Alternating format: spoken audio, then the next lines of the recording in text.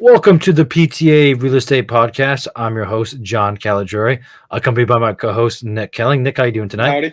I'm doing great. I'm glad to hear it. Nick, just a little check-in. How's the boy Nick doing? How did his test go? Oh, the math test? Yes, Your boy Nick is not good at math. I think we do that. Hey, sometimes you just gotta take that first test and you gotta be like, all right, this ain't my strong suit, so get a tutor.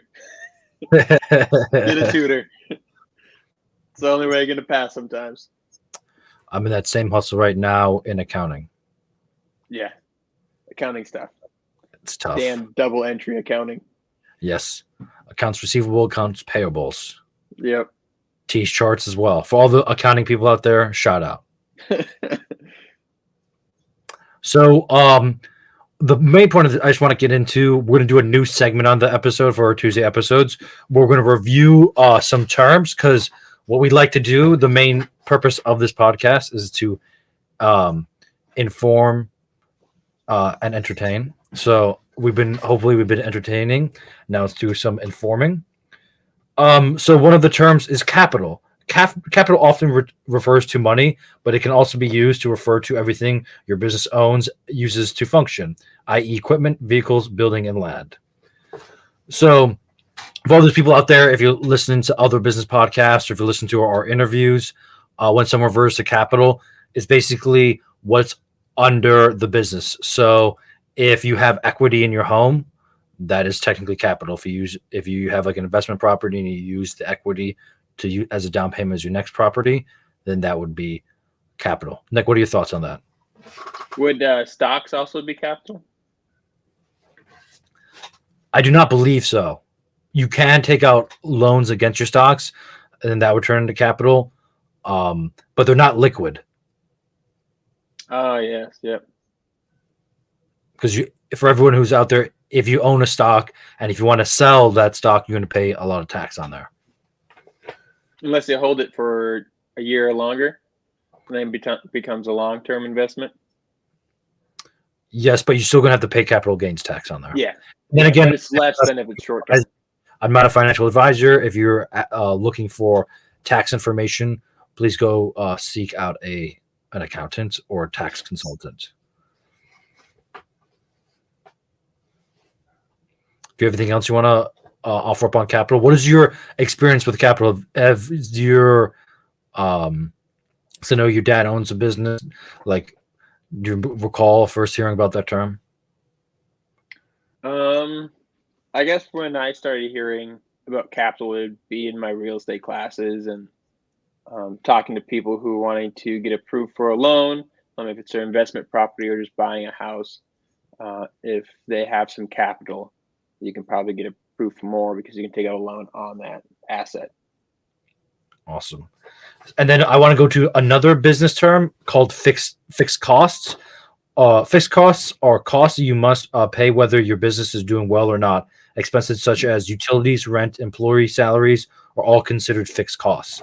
And we're going to roll that over into variable costs as well. Variable costs are expenses that fluctuate based on the volume of your business. They include shipping, commissions, supplies, hourly wages. So this kind of self-explanatory. Fixed costs is if you own a warehouse company, the rent on that warehouse, the electric, water on that warehouse, you're going to have to pay it each month until you go out of business. But then some variable costs associated with that would include hourly wages. So in the Christmas time, as known, FedEx is going to hire more seasonal workers. It's called a seasonal worker. In the wintertime, your costs go up.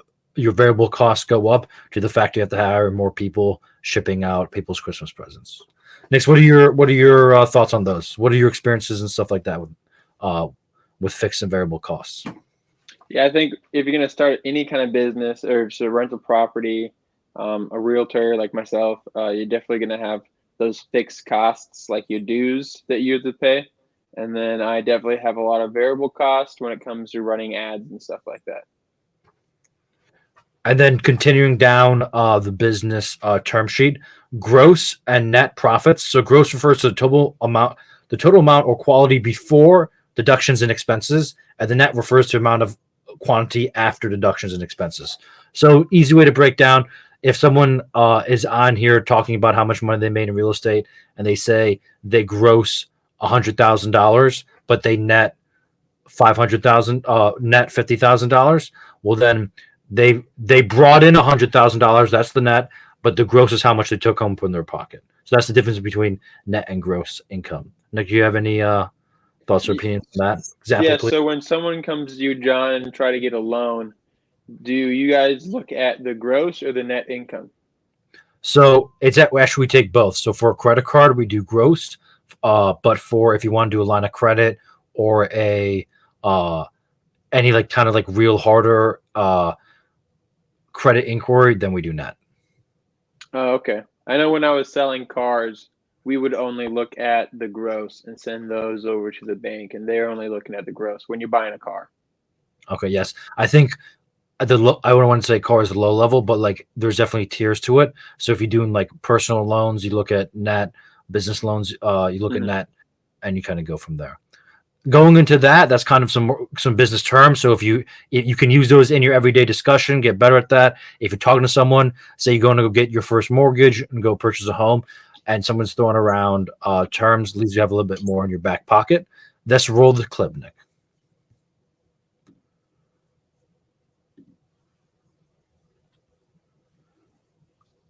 Throw it.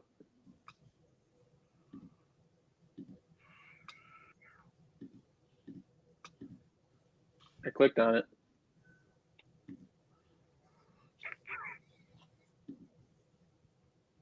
Oh, there we go.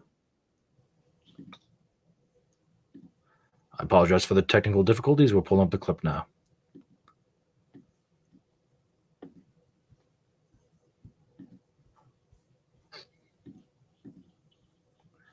Nick, can you hear the clip? Because I cannot.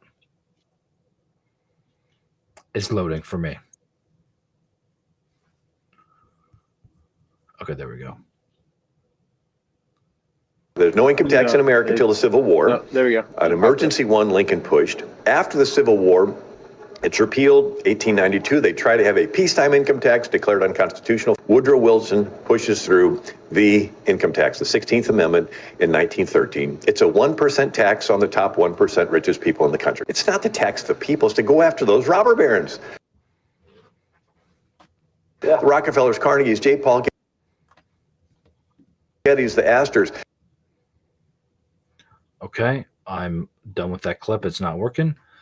So it kind of breaks down the history of taxes and how the income tax. I know, Nick, you have some passionate opinions on income tax. Yeah,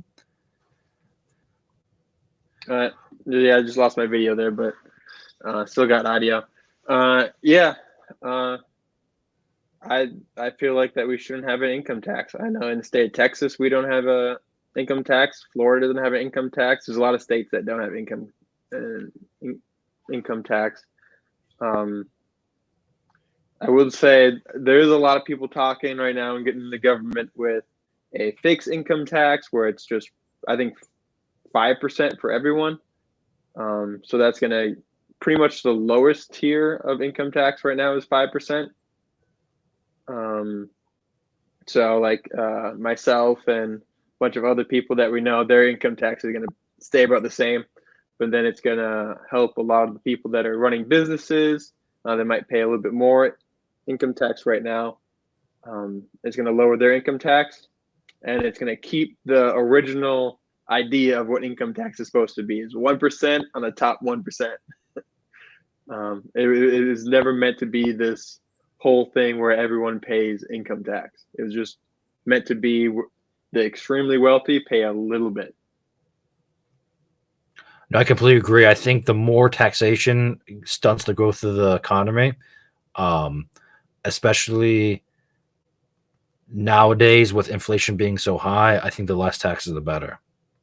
Oh yeah, for sure. Yeah, it's taxing your time. If time is money and money is time, and they're taxing your wages, then they're taxing your time, and that's just not okay. Yeah, especially with the clip, didn't do a very good job of explaining because of the technical difficulties.